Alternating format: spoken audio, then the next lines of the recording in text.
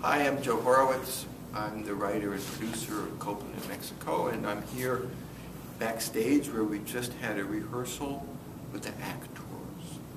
And they're doing two things. They're doing the show itself and the pre-concert.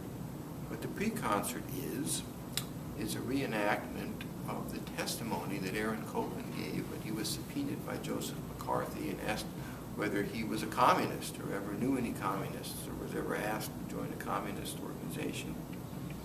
So we had one actor playing McCarthy and the other playing Aaron Copland.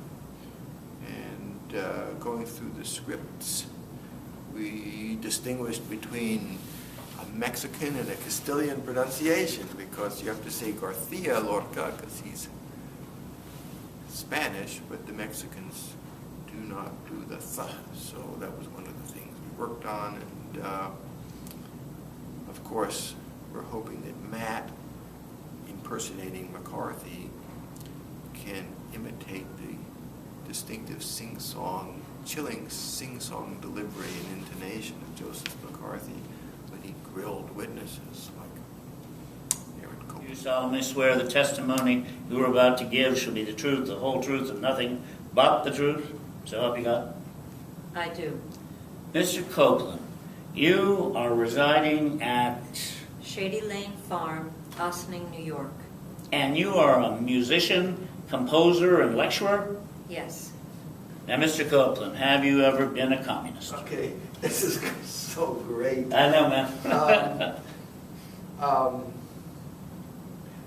He sounds, as I recall, even more bored. I'll take it. Now, Mr. Copland, have you ever been a communist? Now, Mr. Copland, have you ever been a communist? Have you ever been a communist? Have you ever been a communist? No. I have not been a communist in the past, and I am not now a communist. Have you ever been a communist sympathizer? I am not sure that I would be able to say what you mean by the word sympathizer.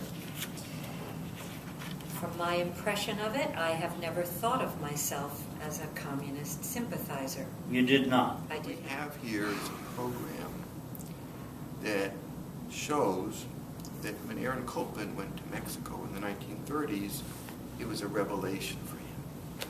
That he discovered that in Mexico, artists like himself actually were important to the nation. And they served as catalysts for social and political change.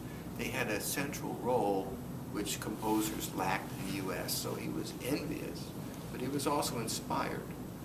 And immediately he was specifically inspired to compose El Salón Mexico, which became one of his most popular pieces as a result of visiting the dance hall, Salón Mexico, and we'll describe how that happened and the music he heard there, and we'll hear what he did with it. This was the turning point in his career, and he became a populist and decided that he needed to address the widest possible audience. That might never have happened had he not gone to Mexico and experienced Diego Rivera and Carlos Chavez and Silvestre Revueltas, the amazing Mexican composer whom we're also featuring on this program. And in fact, the second half of the program is an iconic product of the Mexican Revolution, the film Redes, about a fisherman's uprising near Veracruz. It has one of the greatest scores ever composed for film by Revueltas, music we don't know nearly as well as we should. So we'll project the film with live music. That's the second half of the program. The first half about Copland also has a visual track.